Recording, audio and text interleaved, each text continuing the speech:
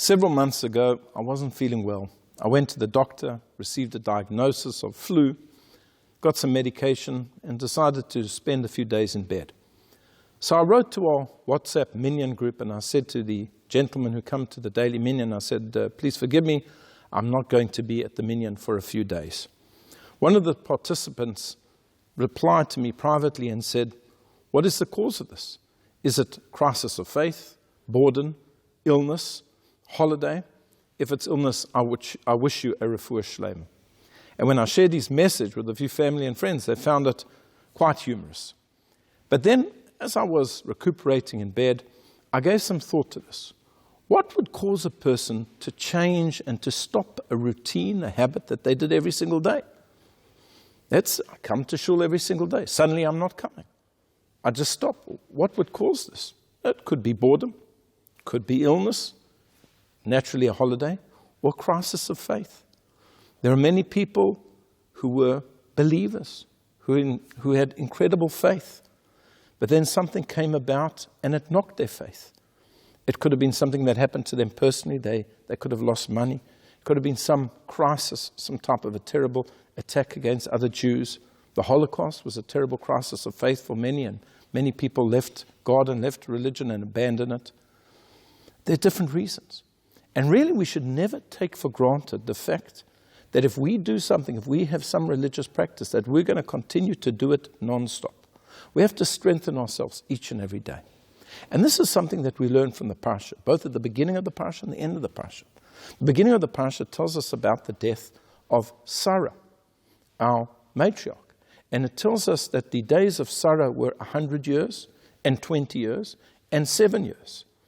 It actually indicates each and every part, 100, 20, and 7.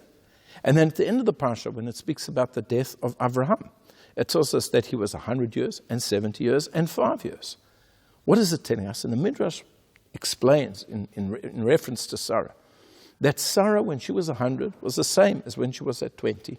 And when she was 20, she was the same as when she was at 70. She had the same life and the same vitality at 20 as when she was a little girl. And she had the same life and vitality at 100 as when she was a young lady of 20 years old. She had consistency all of the time. And the same thing with Abraham. When he was 100, he was like he was 70. And when he was 70, it was like he was 5 years old.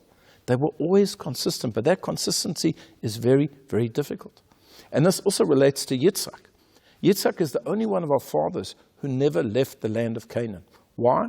The sages tell us that he was like a sacrifice. He was brought up on the altar. He was never sacrificed, but he was brought up on the altar. And a sacrifice has to remain in a certain precinct. There's some sacrifices that can't be taken out of the temple, and sacrifices that can't be taken out of the city of Jerusalem. So to Yitzhak had to remain within the borders of the land of Canaan. And he is referred to as an olat tamid. Olat tamid means the daily sacrifice. What is the beauty of the daily sacrifice? Olat tamid. It is a sheep in the morning and a sheep in the afternoon. Every single day. Monday, Tuesday, Wednesday, Thursday, Shabbat, Rosh Chodesh, Yom Kippur, every single day, non-stop. It's always there. It has dedication. And this is what we learn from our forebears. Even though things may be difficult, even though they may be challenging, even though we may have crises of faith from time to time, nevertheless, we have to keep at it each and every day.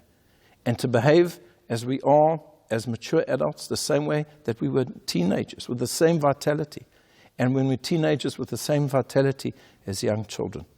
And that is what keeps us going. That's what keeps us straight. And that is the type of dedication that Hashem requires of us. I wish you a Shabbat Shalom.